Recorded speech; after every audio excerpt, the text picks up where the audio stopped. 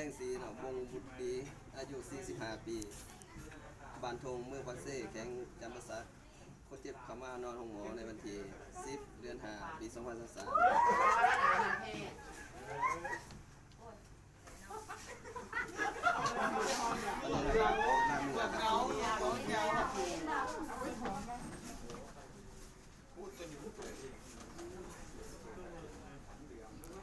บอกจะเอ้ยกูถ่ายคลิปเด้อ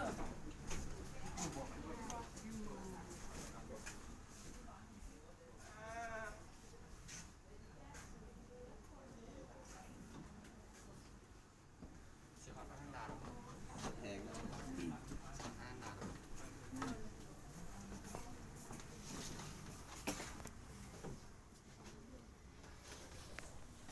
สวัสดีพอมันซื้อพอแพงสีวงบุตรดีอายุ45ปีบ้านทงก็เนาะ เขาเคยยืนเหรอ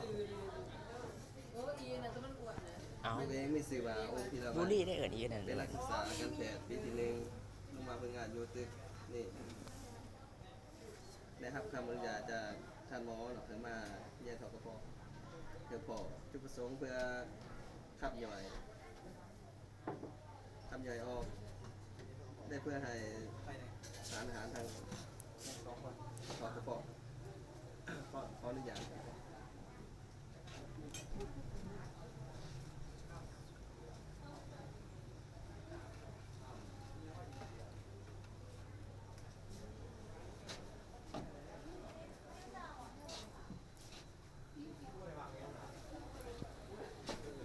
ก็ยังเป็นสิเบิงข้าว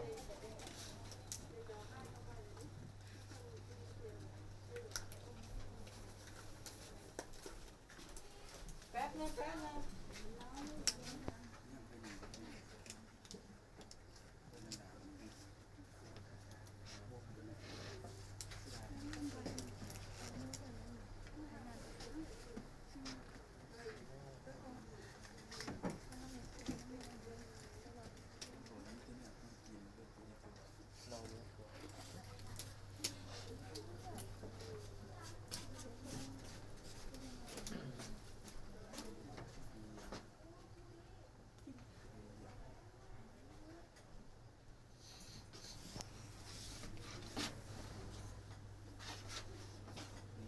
นั่นไงทกพนะเขาจะแทกในปากติงหูแล้วก็แทกแต่ติงหูหาจะรอบก้อนแย่เขาจะ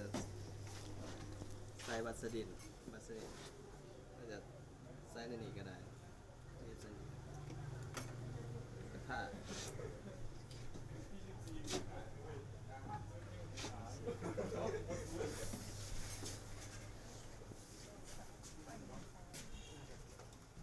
เต็มในก่อนเลยถ้าใจเขาเลิก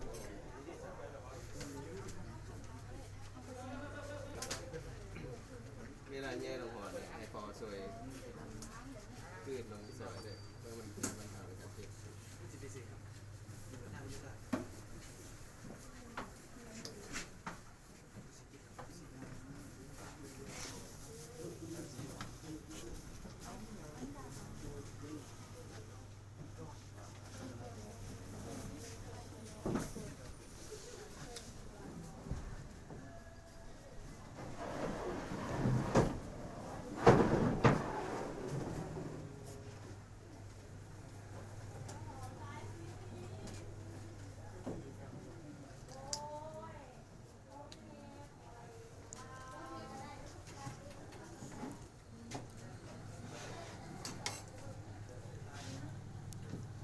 จางแย่แล้ว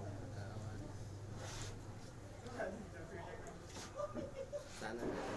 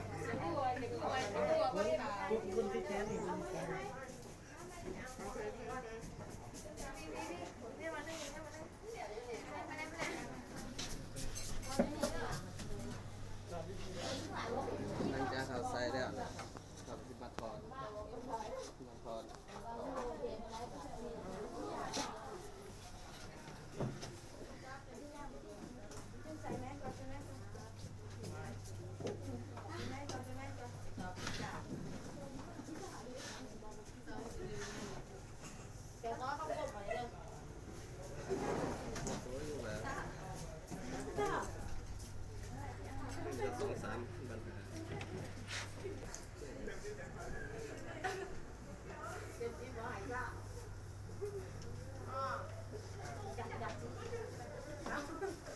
จะสวยเลยไปหาทางเขาเลยก่อน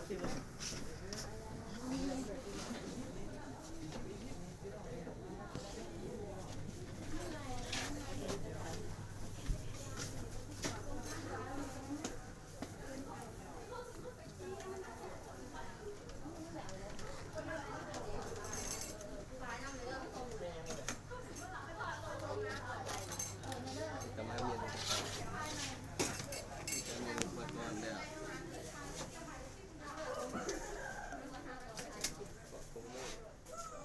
ขอมาดังเลยครับแต่ก่อน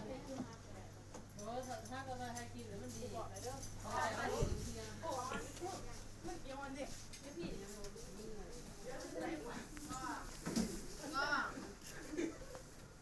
ก็อยู่พวกเลยจ่ายค่ารถก็แต่วันนี้กูไม่จ่ายค่ารถ เพราะฉะนั้นเอามาบันทึกข้อมูลนะครับการให้สารนำ